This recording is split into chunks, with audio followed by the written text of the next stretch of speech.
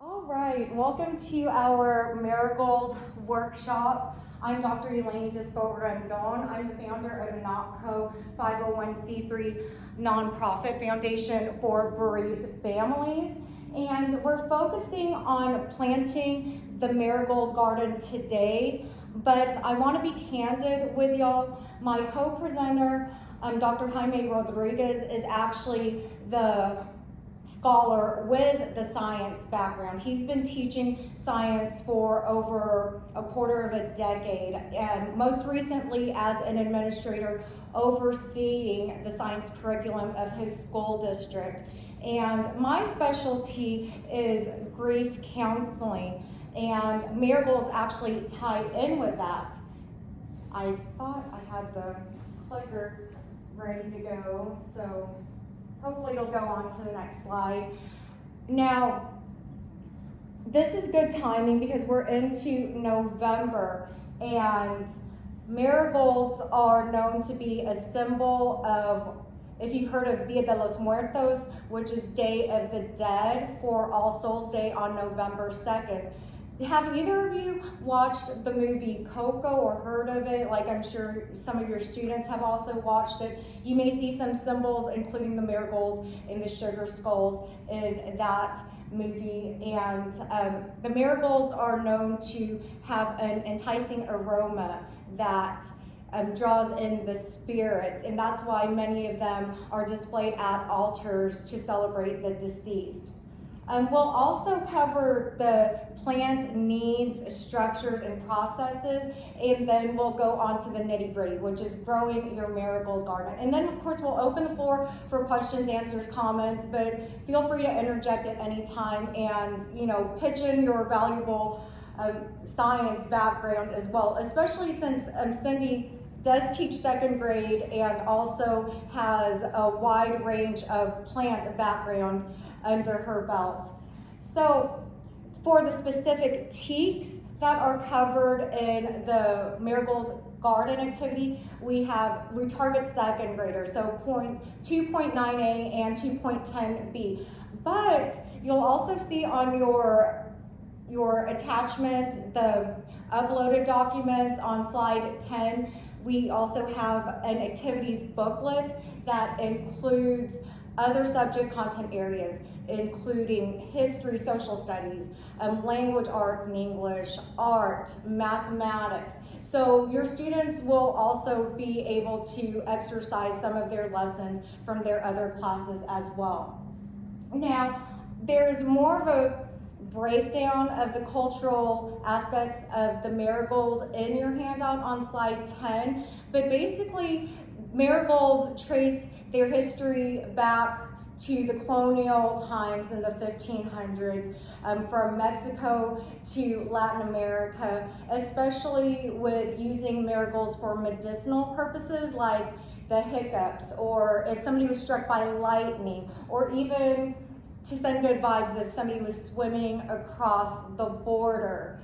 And from Central America, or from North and South America, the marigolds actually were transported to Spain, and they were used as a less expensive form of exchange. If somebody couldn't afford gold, they would pay using marigolds, or some people would bring marigolds as a tribute to the Virgin Mary, and that's how it got the name Mary's Gold.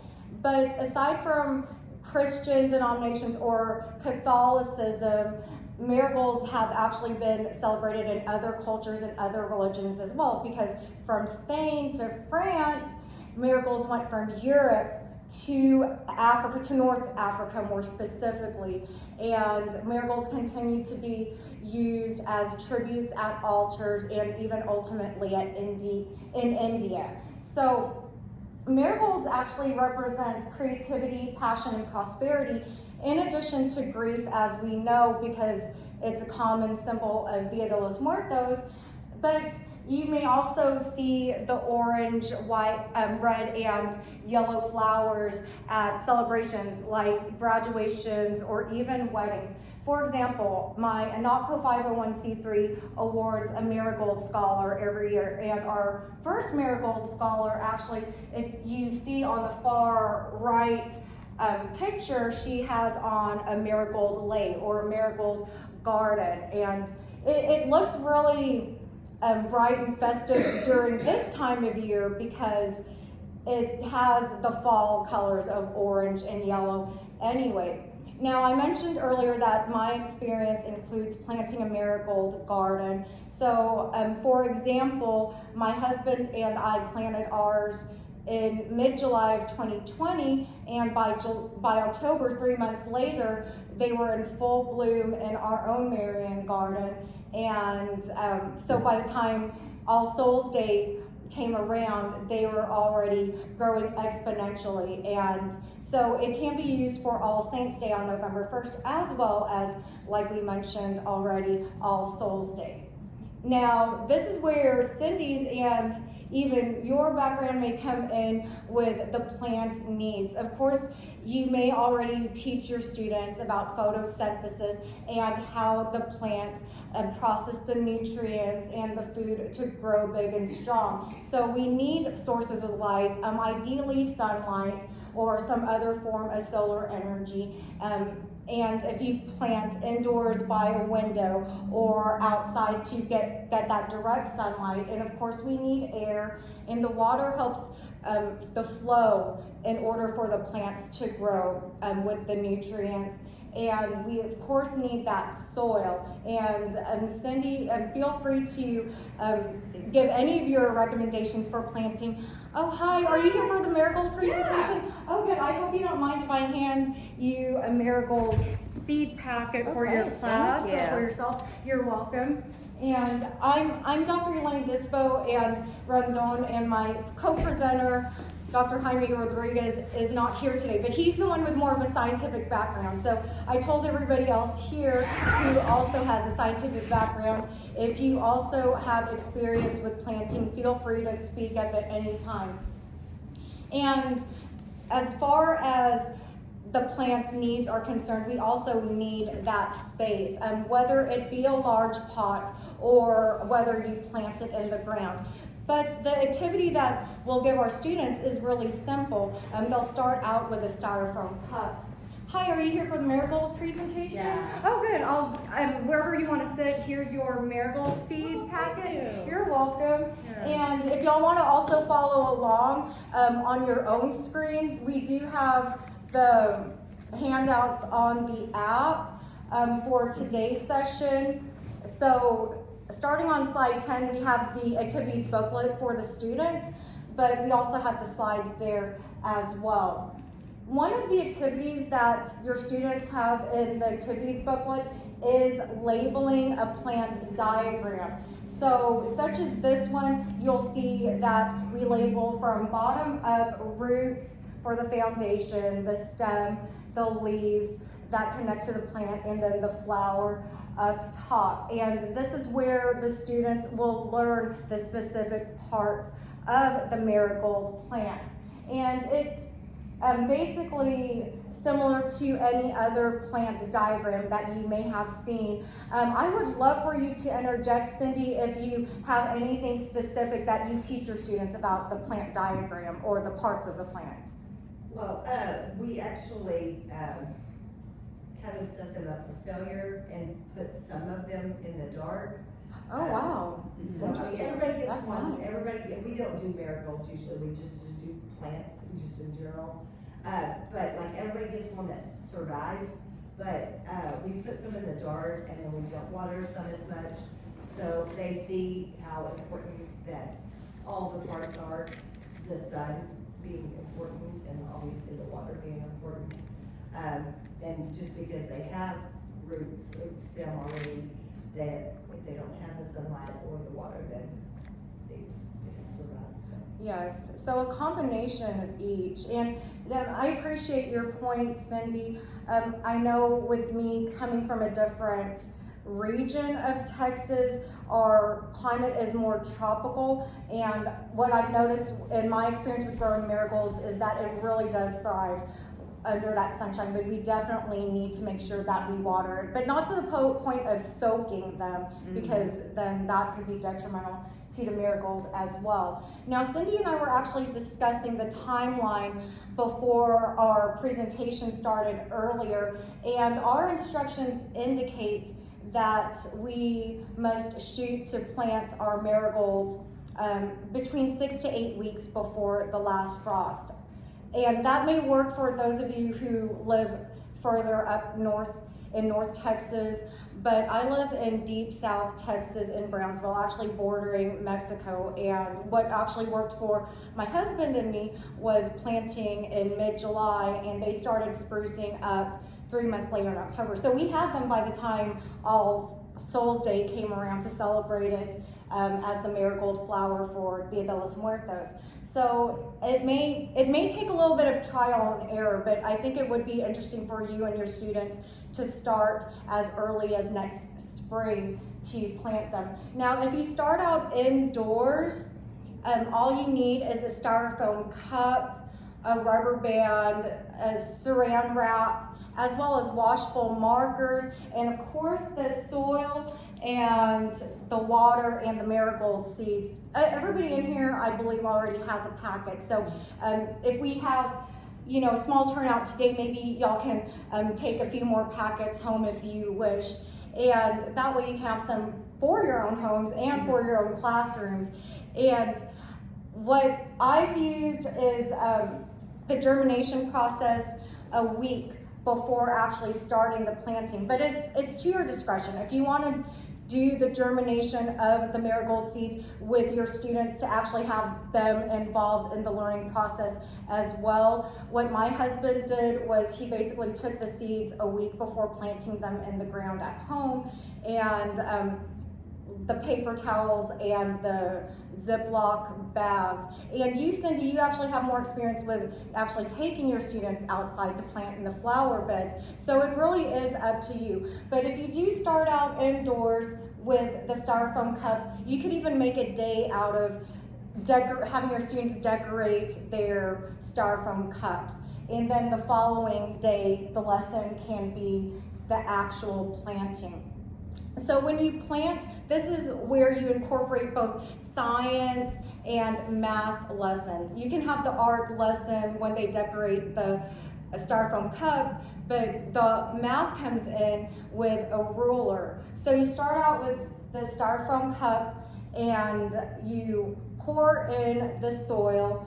And what I actually did since Cindy and I were talking about me presenting to my nieces last night, I actually had them start with Oreos, and I had them make Oreo dirt pie instead, but it was basically the same deal. You can use a spoon to scoop out the soil, pour it in about, I believe that the instructions may already say about a quarter inch of or a quarter weight of the styrofoam cup. And then once you pour in the soil, you also pour in the water, and you actually use a ruler to measure 2 to 3 inches to insert the marigold seed. So your seed packet should have enough for a class of 25 students maximum for 2 seeds each. But if you want to give them 3 seeds, they can go as far as 3 seeds at a time. And the next part is to actually cut a 5 by 5 inch square of the saran wrap and use a rubber band to wrap the saran wrap around the styrofoam cup and place the cups at a windowsill like this. Hopefully I won't forget my water when I leave, but it's up there so that way, you know, it's already been watered. It also has the sunshine source. Then after a week passes by, that's when you remove the cup, and you can, or not remove the cup, remove the styrofoam film, and not the styrofoam film, the saran wrap, and then place the styrofoam cup outside for that full sunshine. And of course, water it regularly and make sure you turn the cups so that way they can get even distribution of the sunlight. And hopefully you will be able to see those marigolds bloom, because I'm telling you, it is just such a beautiful sight when you do see them. Unfortunately, like I mentioned earlier, my husband and I planted our marigold garden originally in 2020, and as y'all know from Texas, we had that snowpocalypse. Even down where I live in the Rio Grande Valley, I mean, even our palm trees were frozen dead, so a lot of our vegetation was affected. I'm sure even more so up where y'all live. So it's a fun project for students. If you do start this in the spring, next semester, you ideally can send your children home on the last day of school so they can continue, cultivating or nurturing their marigold, during the summer. Now, I believe that covers everything already. I know it was short and sweet, but this is our last session of the conference, so I'm really glad that y'all showed up, and I want to hear about your own experiences with planting. If any of y'all have planted marigolds, and Cindy has already planted a wealth of, different forms of vegetation. Really neat with other people. And your team, Right. your colleagues and your students. So based on your experiences, for any of you who've grown marigolds or other plants, does anybody care to share about your stories with students or your own ways of growing produce or flowers, indoors or outdoors? Well, in my school, we're in the process of doing that. So we just recently built a school garden. So now we're trying to really develop it and cultivate it. And so I'm just trying to find out all the best ways of using plants, to teach my students. So we want to build up a vegetable garden.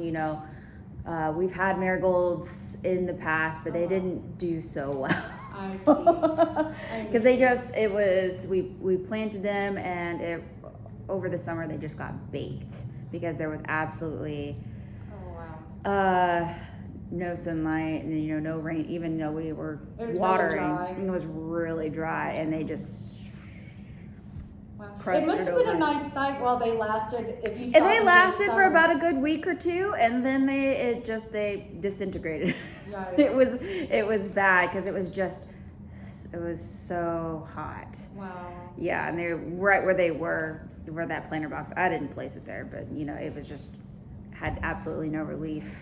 Well, I'm glad that 1 to 2 weeks brought y'all. It did 1 to 2 weeks. View. So, I want to try again, but Yeah, do better. Absolutely. Now that you have a packet, and y'all can take more if y'all want. So hopefully the next trial will be more beneficial. So it may take watering a little bit more, but definitely not to the point of soaking them. Right. No. Yeah. That wouldn't work. It's got good drainage. It was just good. I don't think it was just too much sun and not enough water, because it was getting towards the end of school and over the summer, and so we couldn't get out there as often. True. So we're testing, and then kids leaving, and then coming back. It was so it was a Which thing. grade level do you teach? 7th. Oh, wow. Oh, nice. Well, it's great that we have different grade levels here. We've heard from 2nd grade all the way to high school with physics and chemistry. And do you teach life science? Yeah, or life science. Okay, good deal. And you also? High school also biology or chem or physics? All of them. Oh, wow. So I'm this could benefit the your resource teacher. Oh, in good. Special education. Well, that can work out with a whole variety of students. Mostly I came here because I'm a gardener at home, so. Oh, good. So this can definitely benefit you as well personally, which I'm hopeful for as well. Speaking of special ed, I actually am a certified grief counselor who actually is targeting marginalized populations. So I was telling Cindy earlier that I'm only here today on Saturday, but if I was here for the keynote speech on Thursday, I would have loved to see our speaker, because I've seen her on video when I do autism training before, and I just admire her. So did everybody in here go to her keynote speech? How was it? I'd like to know your takeaways, your most valuable input from her. But I hope she fixes our grid. She was really stuck on the. She was really stuck on our Power grid. power grid Yeah. situation. Yeah. Oh, Like, really? she's, her being autistic, you know, you get stuck on one thing, that was definitely what she's stuck on for Yeah. fixes. Like, she thinks that, you know, like, if you could do small changes and no one would have been without power, you know, like, for a full day. Like, you could have done rolling blackouts and that kind of thing, and she's like, small changes. I can't tell you what they are, but I can find out where they are and find someone to help me. Oh, Yeah. wow. I'm glad she made an impact. Mm. Well, I hope she does. Yeah. I mean, yeah, she's super charismatic, which is so Very, funny. very So funny entertaining. Just for- entertaining, charismatic, and just But, you wanted to listen to her Oh, because absolutely. she commanded that attention. One of the really love that. good takeaways for her keynote speech was all of these like career skills for, well, any child, but I teach SPED, so I was like, cool. Because she was really emphasizing this point that she flunked algebra in school, a bunch of like famous inventors just don't do like theoretical math very well, but like as far as visually designing a physical working machine, they could. So like she was really emphasizing that like engineering and like mechanical stuff that we do need as a society is not done by people only using calculators correctly and stuff. So like visual skills. And, Yeah, I mean, like I know she's selling her advocating, book, yeah. but I have so many students that have failed the algebra star 5 times. And like, you know, we have to like fill out some paperwork to like accept their effort for graduate, so they can just graduate. So yeah. And also, to build on that, she's talking about like it takes different types of learners to be like a project to be successful. Because like she Yeah. can see the visual part, but not like be able to do the mechanical Yeah, part. and like really advocating in schools, like more practical, hands-on type Welding, disciplines, construction. like welding and construction and home ec and sewing, and you know, just the practical things that you don't have anymore. And That not just for like special ed, Yeah. you know, Right. students, but just period. Like, Yeah. my son, he wasn't a special ed student, but he sucked in math and he sucked in sciences and like he struggled. He truly did. But you put him in front of a welding rig and give him some metal and he can create all kinds of crazy things. And so like that really hit for me is we're taking, like the focus for years has been college, and we're not looking at trade, and we're not looking at other ways to get an education other than just college. And I think that really hit home with me, not just because of my son, but just in general, being at the high school, and I'm seeing kids that they're not gonna be college-bound kids. Like, it doesn't matter what we say, they're not gonna be college-bound kids. So we need to be able to support them in whatever it is that they can do. And if it's a construction, like a kid that can do construction, or a kid that can do home ec, or any of these other things that we've slowly taken out of school, that needs to be put back in, and that's where we need to like help Well, I guide think them. even college-bound kids need those skills. Oh, I'm Like, not I even mean, my that. daughter's Yeah. like, will you sew this button on for me? And I mean, she's 26, and I'm like, you can't sew a button, man, have I dropped the ball?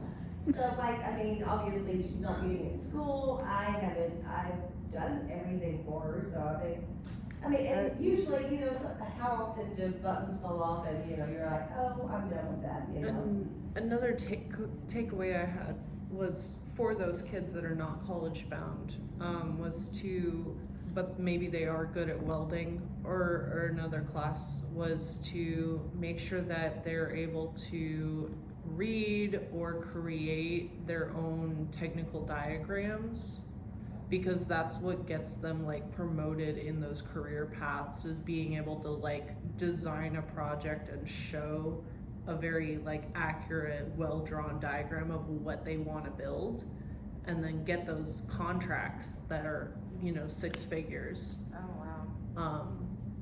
Which like that's great, is to like that's something I want to do then, is at least make sure that my students who like their only skills are the hands-on ones, to be like, here's like your path forward for how you're gonna get a promotion. Cause yeah. Now that way they can see the steps that they need to take in order to reach the goal, instead of just being lost, like just knowing the goal, but Yeah, like they the direction say to get there. they say, oh well, I get my intro welding certification here at high school, and then I'll be like an entry construction person or something, like, and I'm like, and then what are you gonna do after that? And they're like, well, I don't know, like just do that for 30 years. And I said, what if you get married? What if you need more money? What is your plan? So that's, yeah. I really liked her talking about the diagrams. I love Like that that's she also good. mentioned like Steve Jobs and, you know, people that are like not just successful, like are really successful, that had, you know, some kind of disability. Yeah. And I've heard a quote that Steve Jobs actually said that he actually looks for lazy people because they find like the most efficient way to do something. He's like, I would rather have a hire a lazy person than someone who is like hardworking, dedicated. He's like, I don't want that person because that person is going to overanalyze things and make things more complicated. I want the lazy person who is gonna find the most efficient way to get it done. Oh, there you go. I mean, that hold them accountable, but not, you know, I don't need it to be He complicated. probably doesn't want that liability with the type A, or maybe. Well, and he probably wasn't in That's- that type A himself. Well, that's true. So at least he's giving more of a chance to others who could, you know, rise to the challenge.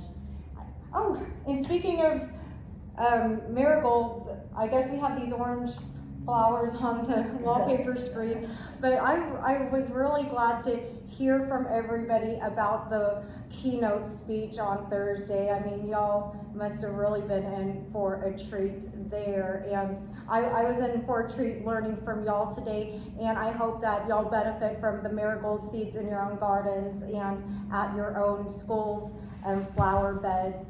One other takeaway I wanted y'all to have is that another benefit that may hype up your own students on cultivating and growing a marigold garden is that they attract butterflies and hummingbirds. So this is why I love seeing my butterflies in my garden. I actually have way more flowers than this, but I wanted to at least show you that butterflies grace the garden with those marigolds. So it's just a fun sight to see. And Another really good butterfly plant, if you're looking for like one that's a survivor in Texas, yeah. is Latana. Latana. oh wow. You'll see them everywhere, Yeah. but like they're a mounding, so they'll spread out, they'll take up a whole garden bed if you let them, you know. Right. So We actually, in second grade, also do butterfly gardens. Yeah. And then we set them free in the garden.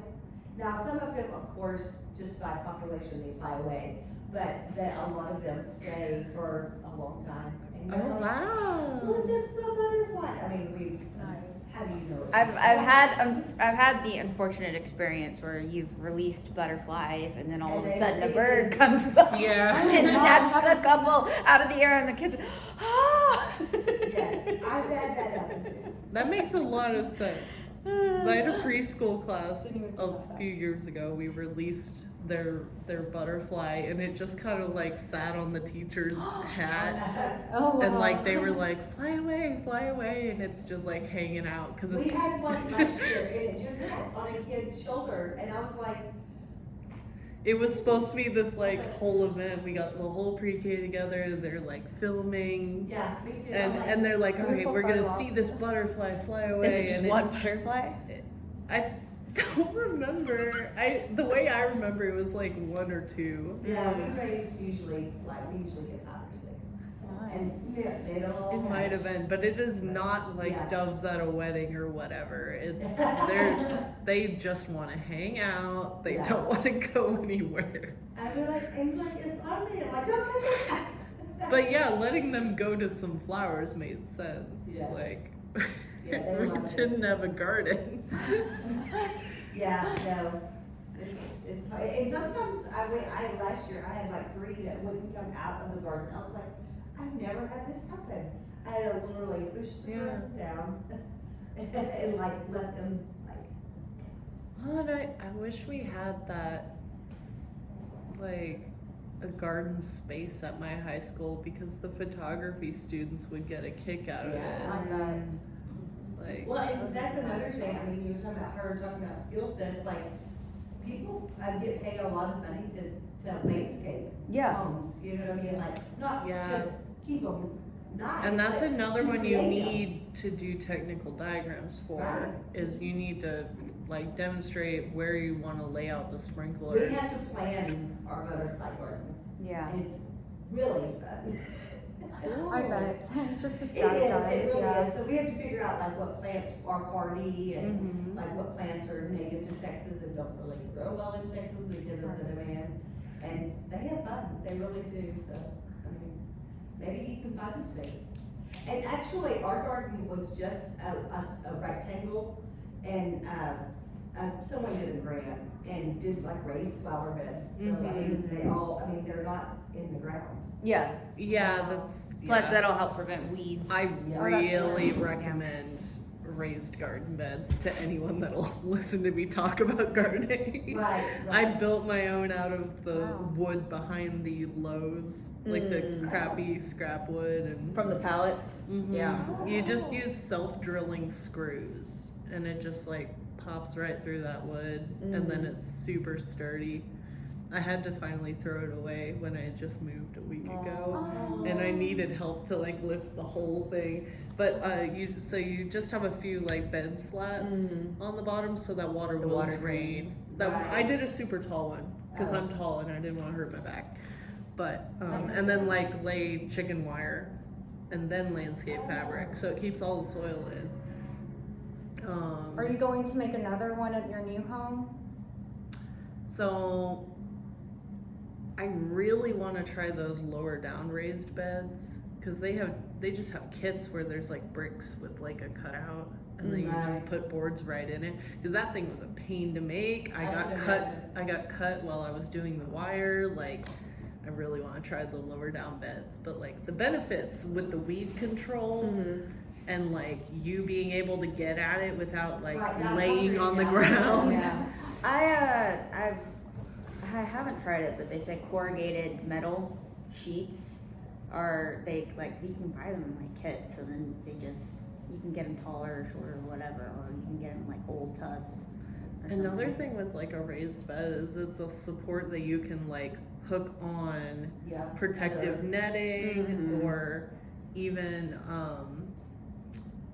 when we had those like really bad ice storms. Yeah, you can That was the cover. only bed I could actually like use thumbtacks and pin down bags over it. Protect it. So like I was looking at all some that that stuff. they can actually do wheels on, I was like, that would be good, right? I don't know, because I feel like depending on the casters, like they break. Yeah, Really especially it's super if heavy. Yeah. Super heavy, and Like, then 'cause they're how would always it plastic. drain then too? 'Cause if Well, you it's have the the same, wheels, it's just yeah. set up, I mean, it's. Higher up. Gotcha. Like, you know. But I think I prefer it draining into the ground. Yeah, Because I'm not building that super tall one again. Because we also had like spiders up under it. But I am gonna have a raised bed, and I am gonna put a mesh over it. Because oh my god, squirrels or something loves mint. I was growing mint all of this past year, and it never got higher than this, because as soon as it got like a beautiful leaf with the scent, just animals, they're like, is that one pepper? And mojito? And they're just having a whole snack out of my garden. Wow. Peas are not hardy. Oh my god. I grew like a whole stem, and then it got hot, Yeah. and it just.